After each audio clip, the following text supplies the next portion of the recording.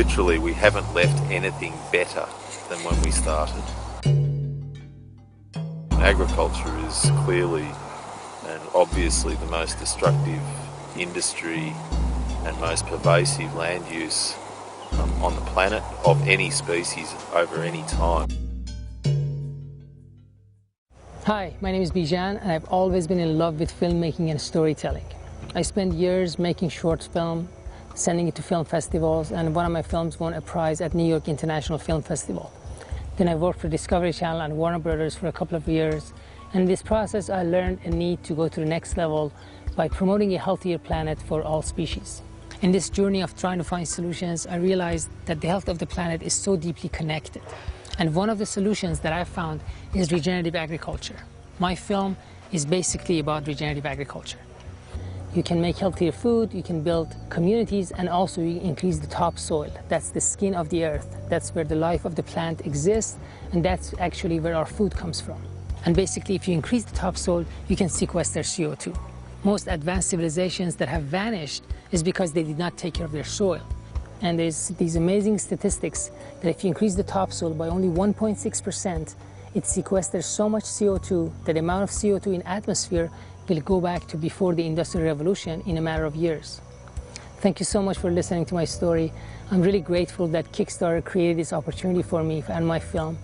And here's my trailer. I hope you like my trailer and my story and back me up. Thank you and have a great day.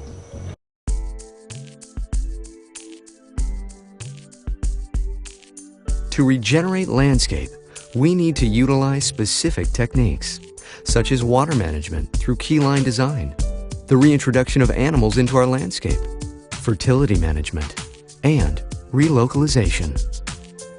Keyline design is a technique for maximizing beneficial use of water resources of a piece of land. The keyline refers to a specific topographic feature linked to water flow. Beyond that, keyline is a collection of design principles, techniques, and systems for development of rural and urban landscape. We build earthen ponds in optimal locations within the landscape. These ponds capture rainwater and cascade down throughout the property, utilizing water as many times as possible before driven to the ocean. We use keyline cultivation to spread water slowly and evenly throughout the landscape, allowing it to be effectively utilized. We plant beneficial seeds that feed the soil. We also inoculate the soil with compost tea to introduce good biology, which is the fundamental building block of healthy soil. Compatible placement of trees, shrubs, and ground covers can greatly enhance the land productivity.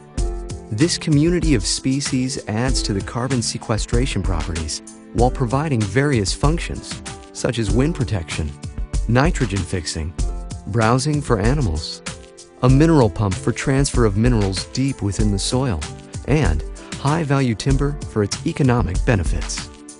It's important when developing a regenerative agriculture design that nature and its patterns are honored, while designing where things like roads, fencing, and general farm infrastructure is placed.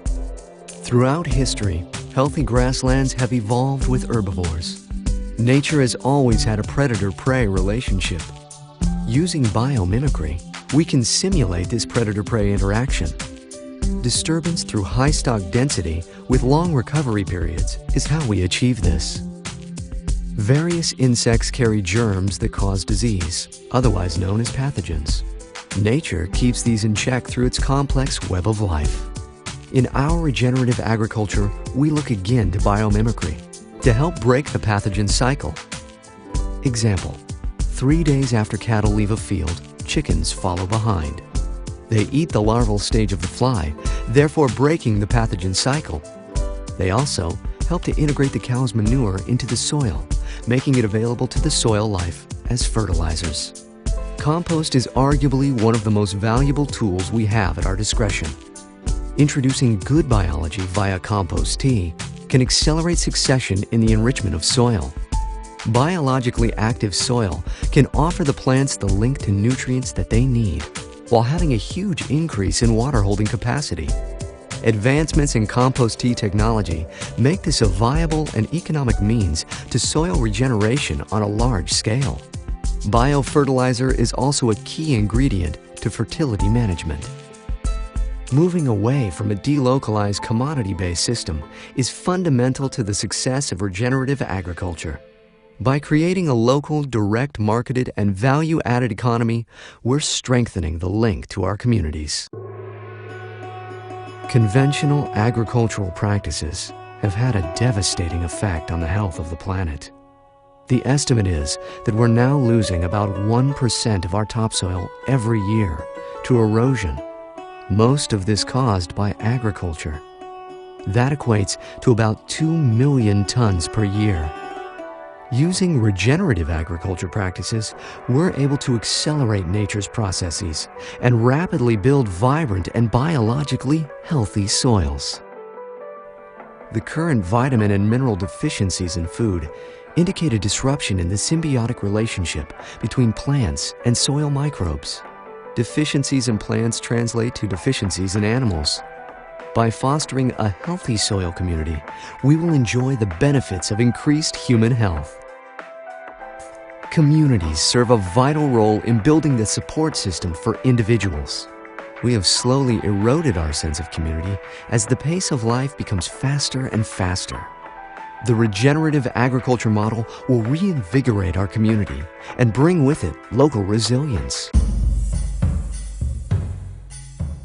There's lots of people out there who are now developing new techniques, using some stuff that's been around for a while, but developing new techniques and philosophies and practices and putting them all together.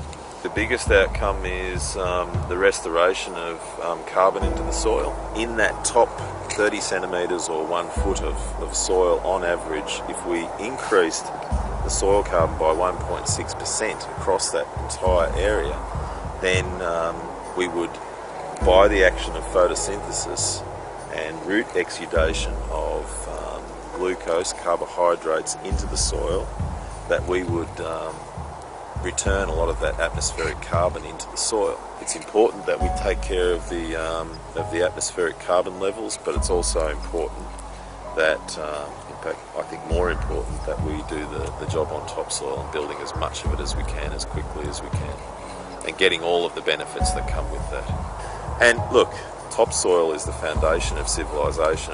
Basically every civilization, particularly in arid areas, has lost topsoil and lost its civilization. So that's the game.